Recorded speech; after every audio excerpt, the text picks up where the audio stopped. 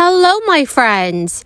Happy Monday to all of you. Friends, there's a big new update on the next round of stimulus checks. Our federal government has just released a new statement. Extra $600 stimulus payments will be available to select Americans this very year. Also, Congress is now negotiating on how much more money should be allocated towards the fourth stimulus package. Dear friends, please make sure that you watch until the end of this video for all of the details. Also, I will be giving away a $75 Walmart gift card 4 days a week. If you would like to enter the giveaways, all you have to do is click and like several of my videos, and then comment below the keyword of each video that you watch. Remember, friends, that the more often you comment below a keyword on a video, the greater your chance of winning the giveaway. And at the end of this video, I will be announcing the winner of tonight's giveaway. So please stay tuned, my friends. This past year, what the report is they've made over $200 billion in profits. You talked about that on the floor of the Senate yesterday. I'm sure you will hear today. But they are hoarding the windfall while keeping prices high for people at the pump. And this time of war, at any time, there's no excuse for big oil companies to profiteer, to price gouge, or exploit families. That is why Democrats are moving forward with forceful action that will stop and hold accountable oil and gas companies for profiteering and manipulating markets. This is a top priority for all of us. The House and Senate are putting together our bills, led by Mr. Pallone in the House and Chairwoman Cantwell in the Senate. We are confident that what we pass will be signed by the President, we think, and will be strong, tough, and effective. We are laser focused on lowering costs at the pump and across the board, not just at the pump. To that end, we're continuing our conversations to lower food prices. Yesterday, the Agriculture Committee held a hearing to hold meatpacking conglomerates accountable for unfair practices that hurt ranchers and push up prices.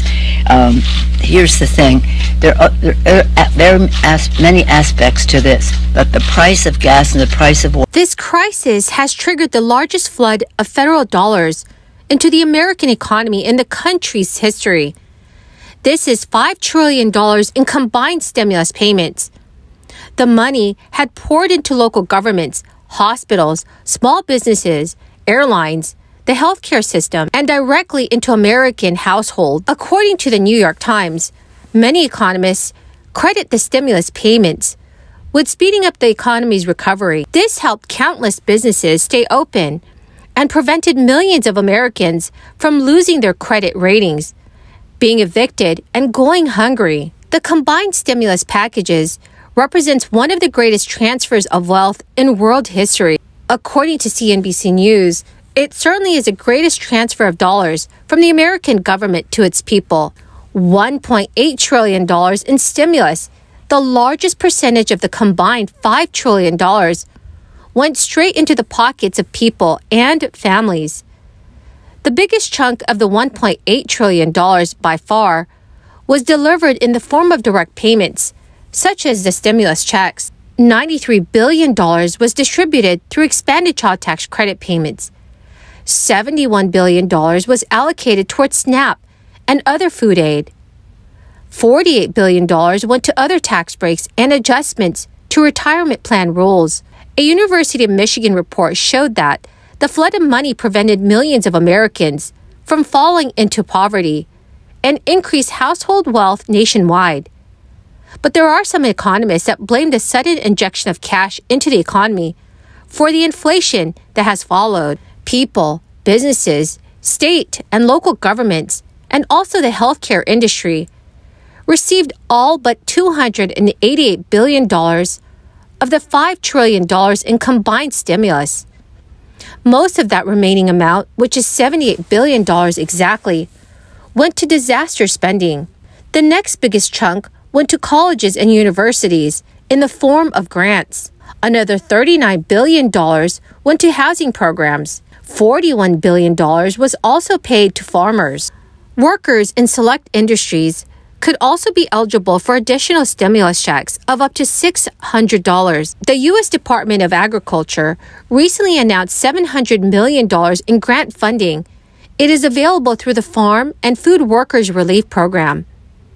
The bulk of the money, which is roughly $680 million, will go to help farm workers and meat packers to help cover crisis-related health and safety costs.